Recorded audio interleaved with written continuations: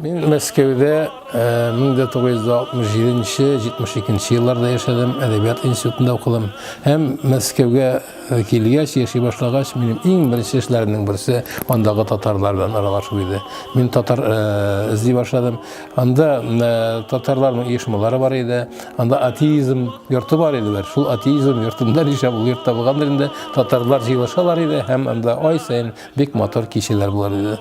Һәм шул кичәләрнең берсендә мин бик тә атаклы шәхес белән Якуб ага Чаныш белән таныштым. Мин аны инде легендар шәхес буларак ишетеп белә идем, чөнки ул гражданнар сугышында, Урта Азиядә басмачылар белән сугышкан кеше, Бөек Ватан сугышында да катнашкан кеше.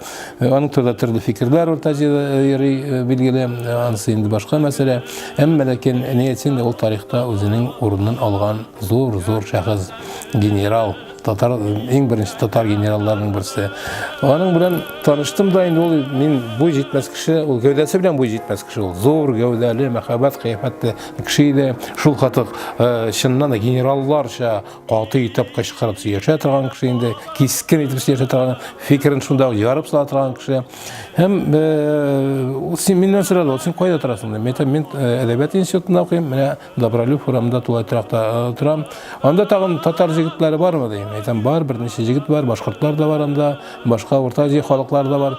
Ул вакыт мин сезгә киләм әле. Мин инде әйтәм, бу шаярып кына әйткәндер, ничек инде генерал кеше студентлар янына килсен. Һәм көннәрдән бер көнне бу безнең тулайка торакка килеп керде. Һәм без аның белән шул хәтле матур итеп, татар җегетләре, төрки халык җегетләре җыелышып, аралашып сөйләшеп утырган идек. Аннан соң мине үзенә кунакка чакырды.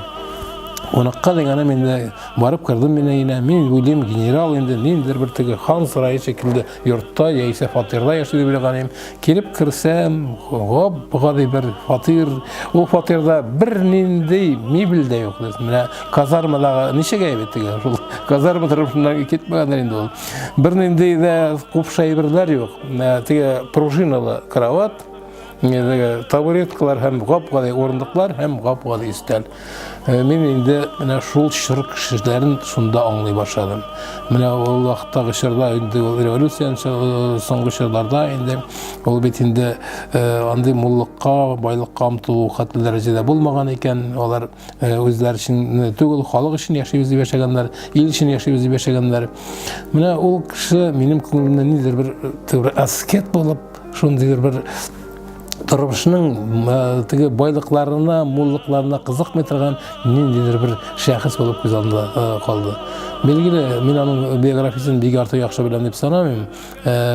Нинди батырлыклар кылгандыр ул, анысы инде аның башка кешеләр белә торганнар. Әмма ләкин кеше буларак һәм ачык йөзле, киң күңелле, татарда бер шундый сүз бар, кеше турында матур сөйләп әйтерсәр, ул кеше җанлы, олы күңелле диләр. Менә ул кеше җанлы. Мин иң ошаганы менә шу студентлар белән килеп, гап-гади студентлар белән гап-гади сүзләр белән аралашуы булды. Һәм анда бик күп нәрсәләр сөйләде безгә. Гражданлар сугышында булган нәрсәләрне инде әйткәнемчә, ул аның турында инде башка кешеләр истәлекләр язарлар дип уйлыйм.